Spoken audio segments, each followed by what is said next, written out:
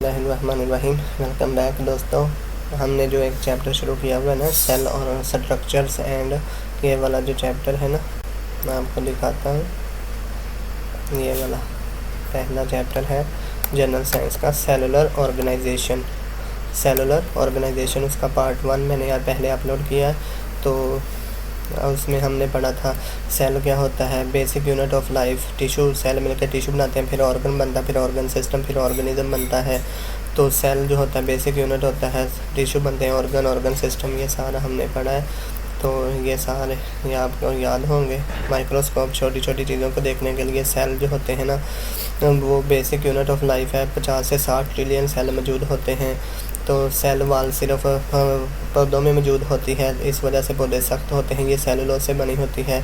Cell membrane जो होती है, प्लाज्मा मेम्ब्रेन भी इसको कहते हैं। सेल मेम्ब्रेन जो होती है लिपिड्स और प्रोटीन से बनी होती है। न्यूक्लियस को जो है ना सेल का दिमाग कहते हैं, सारे फंक्शन यही कंट्रोल करता है। इसके गिर्द एक मेम्ब्रेन होती है, उसको न्यूक्लियर मेम्ब्रेन कहते हैं।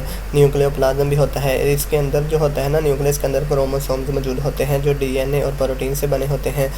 तो डीएनए और प्रोटीन्स आगे जो नस्ल चलती है ना, वो क्रोमोसोम्स की वजह से ही चलती है। रिप्रोडक्शन होती है, वही तकसीम होते हैं ना डीएनए टेस्ट वगैरह भी होता है। इससे फिर पता चलता है कि जैसे ही विरासत एक नस्ल से दूसरी नस्ल में मुंतकिल होती है। डीएनए टेस्ट आपने सुना होगा ना कि उसका डीएनए टेस्ट हुआ है, तो फिर पता चल जाता है ये किसका बेटा है, किसकी बेटी है। तो इस वजह से तो यहाँ तक हमने पढ़ लिया था, तो वो वीडियो ख़त्म हो गई थी। अब हम ये उसी का पार्ट 2 है। आज हम सेलुलर ऑर्गेनाइजेशन को मुकम्मल कर लेंगे। तो हम ना अब सेल का तीसरा पार्ट है जो है साइटोप्लाज्म, उसके बारे में पढ़ेंगे। साइटोप्लाज्म क्या होता है, इसमें इस तस्वीर में देखेंगे जो आपको ये वाला ब्लू सा पानी सा नज़र आ रहा है ना, जेली से, इसको कहते हैं साइटोप्लाज्म। यहाँ लिखा भी होगा कहीं, ये देखें, ये लिखा हुआ है साइटोप्लाज्म। तो ये जितने भी वैक्यूल आपको नज़र आ रहा है, राइबोसोम्स नज़र आ रहे हैं, ये एंडोप्लाज्मिक रेटिकुलम ये वाले नज़र आ रहे हैं, न्यूक्लियस नज़र आ रहा है, न्यूक्लियस नज़र आ रहे हैं, न्यूक्लियर मेम्ब्रेन नज़र आ रही है, माइटोकॉन्ड्रिया नज़र आ रहा है, सेंट्रियोल्स नज़र आ रहे हैं, गोल्गी कम्प्लेक्स नज़र आ रहे हैं। ये सारे इस जेली के अंदर ना तैर रहे होते हैं, ठीक है, स्विमिंग कर रहे होते हैं। तो जो साइटोप्लाज्म है ना, ये एक जेली सी होती है जिसमें ये सारे सेल के हिस्से जो हरकत कर रहे होते हैं, बस यही है इसका फंक्शन साइटोप्लाज्म। ये देखना, यही लिखा हुआ है, the content of the cell wall cell covered by the cell membrane is called cytoplasm. It is a semi-viscous material that mainly consists of water, salts and proteins. Most of the cell functions take place. सारे function जो होते हैं वो cytoplasm में होते हैं। It facilitates the cell organelles floating, जो तैर रहे होते हैं, इट टू फंक्शन प्रॉपरली। अब ये डू यू नो, यहाँ से बहुत क्वेश्चन बनते हैं। देखो, एंडोप्लाज्मिक रेटिकुलम क्या होता है, is a network of tubular membranes present in the cytoplasm. ये जो पानी सा होता है ना, ये साइटोप्लाज्म, उसमें एंडोप्लाज्मिक रेटिकुलम भी मौजूद होते हैं। इनका क्या काम होता है, transport materials from one place to another. ये आपने याद रखना है। एंडोप्लाज्मिक रेटिकुलम जो सेल में खुराक, प्रोटीन्स एक जगह से दूसरी जगह पहुंचाता है। अब राइबोसोम्स क्या होते हैं, आपको तस्वीर में दिखाता हूँ। एंडोप्लाज्मिक रेटिकुलम ये है ना एंडोप्लाज्म, ये वाले जो ये नज़र आ रही हैं, ये आपको ये होती हैं। इनका काम होता है एक जगह से दूसरी जगह प्रोटीन को पहुंचाना। अब पढ़ेंगे हम साइटोप्लाज्म।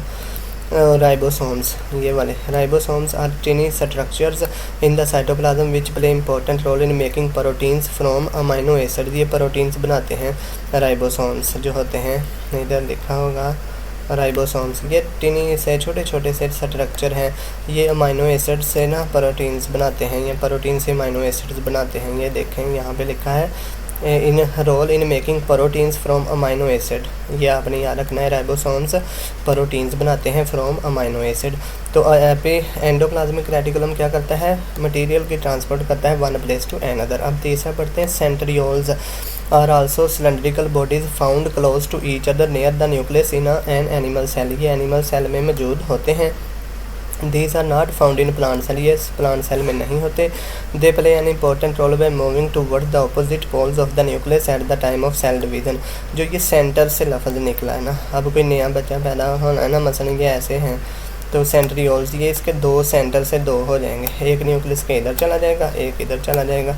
यहाँ पे आपको तस्वीर में भी दिखाता हूँ, ये हैं सेंट्रियोल्स, ये ब्लॉक, ये वाला, ये लिखा हुआ है सेंट्रियोल्स। तो ये न्यूक्लियस के दोनों, अभी तो इधर है ना दोनों ये वाले, एक फिर इधर आ जाएगा और एक इधर आ जाएगा, ठीक है। तो फिर इस वजह से ये तकसीम हो जाएगी ना, फिर एक नया सेल बनेगा। तो अब हम पढ़ेंगे क्लोरोप्लास्ट। क्लोरोप्लास्ट क्या होता है? Plant cells have chloroplast. पौधों में ना क्लोरोप्लास्ट मौजूद होता है, कंटेनिंग ग्रीन पिगमेंट, जिनके अंदर ग्रीन रंग का पिगमेंट कलर मौजूद होता है, जिसे क्लोरोफिल कहते हैं। This is the reason that the parts of the plants with chloroplast in their cells look green. यही वजह है कि पौधे हमें ग्रीन नज़र आते हैं। Chlorophyll absorbs energy. Chlorophyll energy जज़ब करता है from sunlight which is used in photosynthesis, जो कि खुराक बनाने के अमल को कहते हैं photosynthesis. For production of food chloroplast are these food producers in plant cells. Chloroplast are not present in animal cells. जो क्लोरोप्लास्ट होते हैं ना, तो वो इसमें मौजूद नहीं होते इंसानों में। ये होता है क्लोरोप्लास्ट, ये देखें इस तरह का होता है, ये ग्रीन पिगमेंट होता है। इसी वजह से कोई आप पौधा कोई भी देख लें वो ग्रीन कलर का ही होता है। इसका काम होता है सूरज से एनर्जी हासिल करना, और इधर से जड़ों से पानी आता है, तो वो दोनों मिलके फोटोसिंथेसिस के ज़रिए खुराक बनाते हैं। तो ये देखें, ये पत्ता है ना, ये पत्ते की ऊपर वाली तह है, ये नीचे वाली तह है। तो इसको कहते हैं अपर एपिडर्मस, इसको कहते हैं लोअर एपिडर्मस। लोअर एपिडर्मस में ना यहाँ पे सुराख होते हैं, जहाँ से शबनम के कतरे वगैरह या पानी या गैसों का तबादला स्टोमेटा के ज़रिए होता है, ठीक है। अपर एपिडर्मस ये क्यूटिकल हैं। ये देखें, ये क्लोरोप्लास्ट मौजूद होते हैं, ये पौधे में ही होते हैं सिर्फ, इसी वजह से वो ग्रीन होते हैं। न्यूक्लियस भी मौजूद होता है, वैक्यूल बहुत बड़ा सा मौजूद होता है, ये देखें, और सेल वाल मौजूद होती है। अब माइटोकॉन्ड्रिया क्या होता है? ये देखें ना, पौधे में माइटोकॉन्ड्रिया, सेल में माइटोकॉन्ड्रिया भी मौजूद होता है। पावर हाउस इसको कहते हैं। सारी एनर्जी यही बनाता है, आपने यहाँ से याद रख लेना। बस मेन पॉइंट इसका यही है कि ये एनर्जी पैदा करता है। ये देखें माइटोकॉन्ड्रिया इन एनिमल सेल्स। आगे है वैक्यूल, ये जो होता है ना, ये वैक्यूल है, ये वाला, ये बहुत बड़ा वैक्यूल होता है ना, इसके बारे में पढ़ेंगे। जो cytoplasm of a plant cell contains a large organelle is filled with water, food molecules and many other substances called vacuole.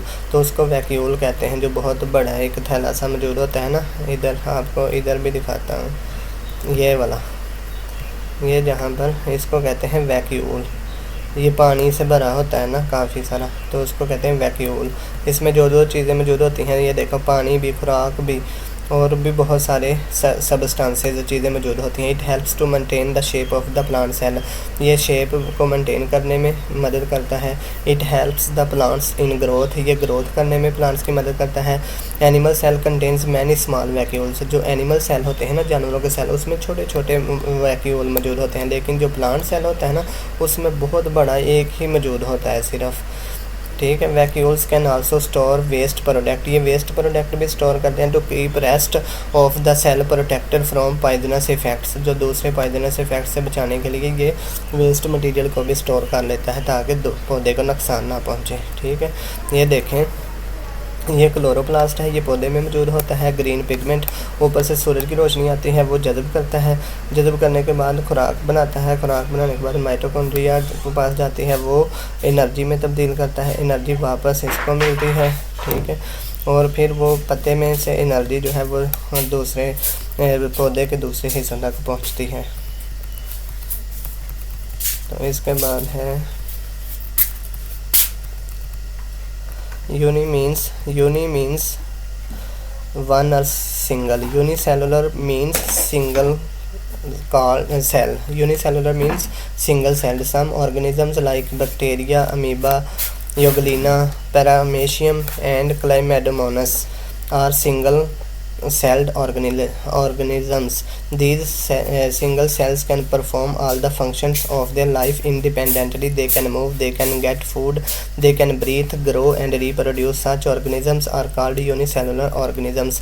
आपने वो ऐसे तस्वीरें लिखते हैं कि अमेबा इज एन, यहाँ लिख देंगे यूनिसेलुलर इज़, ऐसे लिख के आगे से वाले निशान लगा के 3-4 जानवरों के नाम लिखेंगे और साथ अमीबा लिख देंगे, योगलेना लिख देंगे, पैरामेशियम लिख देंगे, और जैसे भी वो लिख देंगे आपने इन 5 के नाम याद रखने हैं कि ये